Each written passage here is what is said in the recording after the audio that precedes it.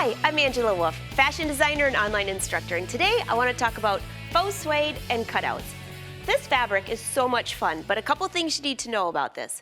It has a nap, meaning that if I rub down or rub up, it's going to have a different shine. So you have to cut all the pattern pieces going the same way.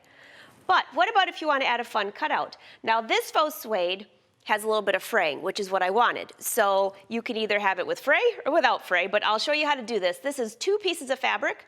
This is the black faux suede over this color, all one piece. Let me just show you the back side. I have it quilted together a little bit. Let me show you how to do this. Okay, so I have my pattern. This is just a simple skirt. You could use a pencil skirt. This is the A-line skirt I've been using in the previous episodes. I'm just going to move this out of the way. What you want to do is figure out how wide of a mat you have. So I'm using a digital cutting machine here, and this mat's a little bit longer. I can actually fit the whole length of a skirt on there, which is really cool. A short skirt, of course. And so I know that it can't be wider than this area here, which is 12 inches. So I just have a small panel. Depending on what size your pattern is, this is 22 through 26, I could have my panel going all the way up to maybe 6 inches wide. That would fill up this whole thing. For now, all you have to do, decide how wide you want your panel on your skirt. Go ahead and line up a quilter's ruler with the front edge, the front fold. And that would be 10 inches total, which will fit on that mat just fine. I'm just going to draw a line right here.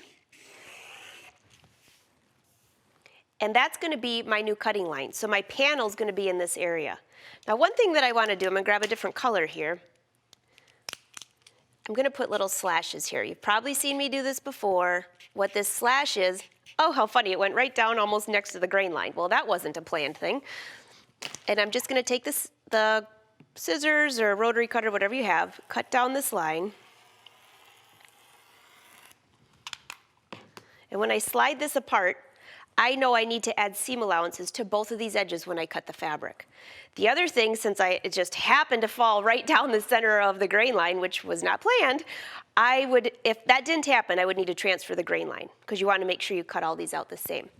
So then I'm going to go ahead and cut out this panel here out of whatever colors you're using. If it's blue with the beige on the back side, I actually have one right here that I've already cut out, and it's already been cut, but you can see how both of these will be the same size.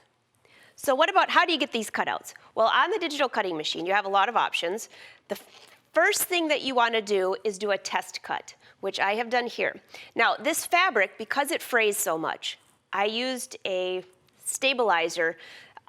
You spray it on the fabric and it helps it not to fray. It wasn't perfect, but it did just enough for what I wanted. So what I've done here is I've already test cut. I'm just going to lift this up. And it looks like it's fine. So depending on the depth of the blade that you need, you'll have to just test it on your fabric. So then all I did is I went into the designs and I chose a design that was just kind of fun. You could pick anything you want. How about some triangles? So I'm just going to alter the size here. Let's just make a few of those. Let's go ahead and make a handful of those. It shows me them all here on the screen, and then I can go ahead and just move these around where I want them. And I'm going to go in here and just delete some of these. I don't think we need all of these. So you have a lot of options. Keep them, delete them, move them around, rotate them. And then if I go down a little bit further on my screen, because this mat is longer, notice that I'm staying away from the edges. None of them are touching, hopefully.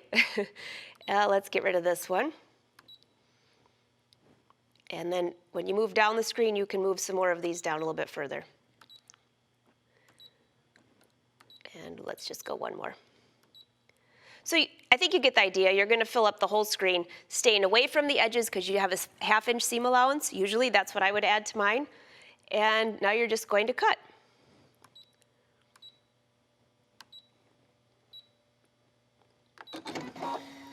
So while that's cutting, I'll let it get started, but you can see this piece right here. This has already been cut. Once it's cut, I just lifted this up. I'm layering it on this fabric here, and I'm just gonna let this cut just one more of these, and I'm gonna stop it and take it to the sewing machine. All right, let's just see. It looks like it cut one way down here.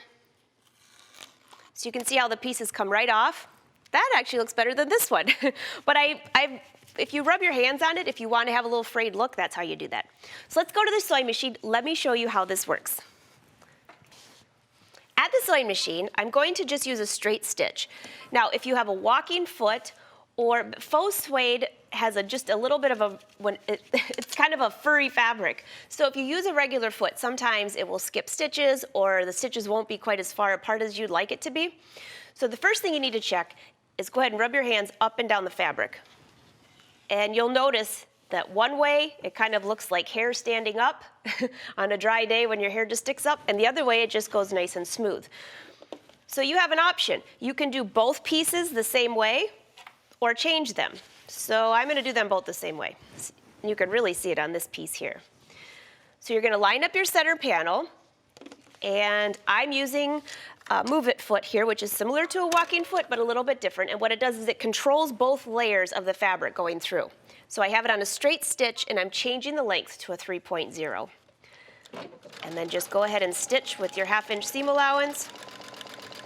If you want to use a little bit less than your half-inch seam allowance, that's fine too, because then this stitch will be hidden. I'm using a different color thread just so you can see this. And just hold this fabric and allow it to feed through.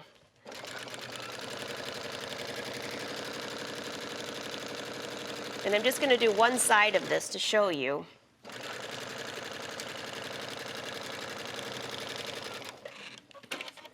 Okay, so that is when you're sewing both of these layers on top of each other. That's all I do. And then I'll stitch down the other side, making sure that everything is laying nice and flat. Then I will change the machine to free motion and free motion embroider around each of these.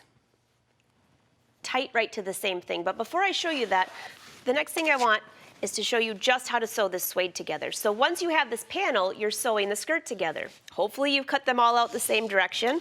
If you're unsure which side's which, make sure you just use your hand to figure out which way the nap goes. There we go. And you have both layers together. Again, I'm still using this move-it foot, which you could use a standard foot now because this side does not have the fur on it, or the whatever you want to call that stuff that comes off this fabric.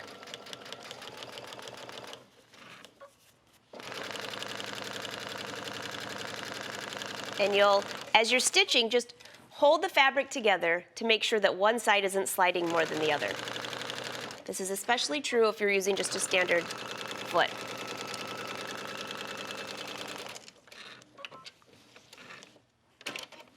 Okay. And now when I have this, I will press this open, but when you're pressing this fabric, you either need to use an iron shoe or a press cloth because you can definitely damage the fabric.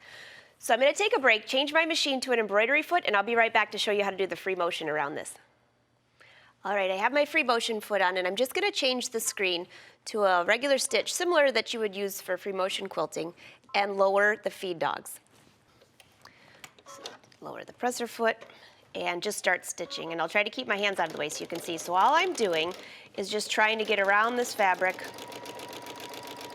Again, I'm using an odd color so you can see this. And then this is a really bad looking circle, but you'd be using blue so you wouldn't be able to tell. But I'm just going to go around each one of these. And this is what I did on the black skirt. And I'll just do a few more so I can explain why I'm doing this. If you get close to one, you can actually go around more than one at the same time. There we go. Just lift it up and get it out of the way and keep going around. And then what I didn't include stitches. I'm going to show you, this is a little messy looking, but as I went from one to the other, you won't notice that if it's all in blue, but I would cut my thread and then move over to these. So a couple more things here. As you do this, the reason I'm doing this is if I hold this up, notice how the fabric, if this was left open, this could start gapping. So you're walking, you're sitting in your skirt, and all of a sudden you have a big gap. That would not be so attractive. So this is connecting the fabric almost like it's its own fabric. That's why I have a contrasting color. So on the back side, all it looks like is this, something very simple. And if you're having a hard time holding these together, because this fabric does get a little icky while you're moving it around, you can use a temporary adhesive spray on the back of this to attach it. Just make sure that you don't get any of that on the part that shows through, because it might show. So let me just get back up here and show you a couple more things. So here's my panel. On the cutting machine, you can cut all the way down. When I'm finished, and I only allowed this to cut a few of these, but I can at least show you what it ends up looking like. You'll pull away your fabric. Let's see. And this is what you'll end up with. This one I didn't allow it to finish cutting because I stopped it. But you'll end up with little, whatever you have, it'll stay like that, place it on the fabric.